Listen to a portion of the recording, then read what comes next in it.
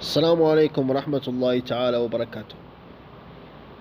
راح نحكي اليوم على مباريات الأندية الليبية أمام الأندية الأوروبية، وسنتحدث عن نتائجها وعن مواجهات هذه الأندية الأوروبية مع مواجهة الأندية الليبية. وأنا أقصد هنا مباريات الاتحاد ضد الأندية الأوروبية والأهلي بطرابلس أمام الأندية الأوروبية. نبدأ مع فريق نادي الأهلي بطرابلس. الأهلي بطرابلس لعب مباراة ودية الأولى مع سيلما المالطي، وخسر الأهلي بطرابلس بهدف لهدفين في البطولة الودية اللي كانت في مالطا.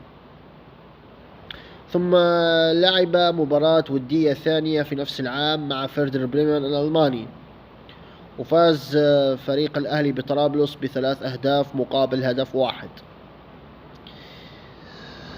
وبعد ذلك واجه الفريق الأهلي بطرابلس فريق ليفيتيا المالطي، وفاز فريق الأهلي بطرابلس ب4 أهداف مقابل 3.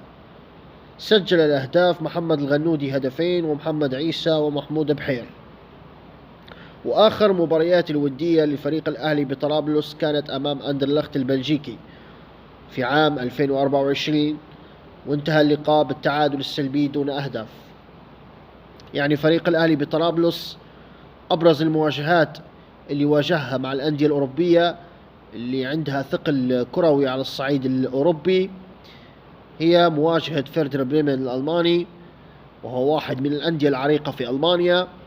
وواجه نادي أندرلخت أحد أبرز الأندية على الصعيد الأوروبي، حيث أن فريق أندرلخت البلجيكي يعتبر واحد من أعرق الأندية، ليس على المستوى المحلي فقط بل حتى على المستوى القاري. من نادي الأهلي بطرابلس إلى نادي الاتحاد.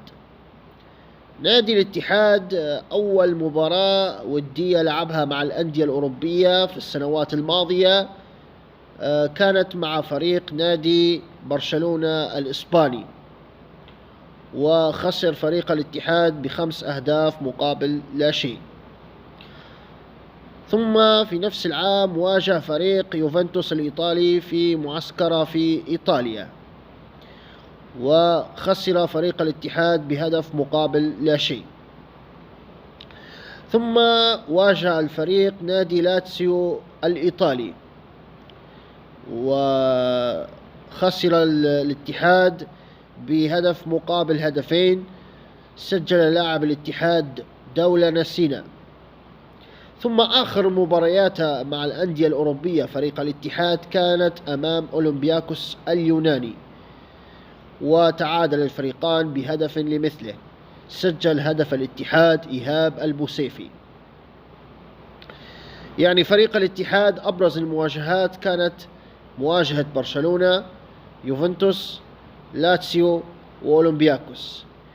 وعندما نقارن بين الميزان بين مواجهات الأهلي بطرابلس مع الأندية الأوروبية والاتحاد أمام الأندية الأوروبية، نجد أن نادي الاتحاد واجه أندية أثقل وزنا من الأندية اللي واجهها فريق الأهلي بطرابلس. وعندما نتكلم على مختلط الأهلي بطرابلس والاتحاد، مختلط فريق الأهلي بطرابلس والاتحاد واجهوا نادي لاتسيو والإنتر اللي هم من إيطاليا. في أولى المباريات كانت المختلط الأهلي طرابلس والاتحاد كانت مباراة لاتسيو، وكانت هذه في فترة منتصف التسعينات تقريبا. وفاز لاتسيو على مختلط الأهلي طرابلس والاتحاد ب3 أهداف لهدفين. ثم واجه مختلط الأهلي طرابلس والاتحاد فريق نادي الإنتر، وفاز النيراتزوري بهدفين مقابل لا شيء. هذه هي أبرز المباريات اللي لعبها مختلط نادي الأهلي طرابلس والاتحاد. وقتها كان نجوم الأهلي طرابلس والاتحاد يلعبوا في فريق واحد مع مختلط الناديين في ذلك الوقت. كانت هذه أبرز فترات الأندية الليبية مع الأندية الأوروبية.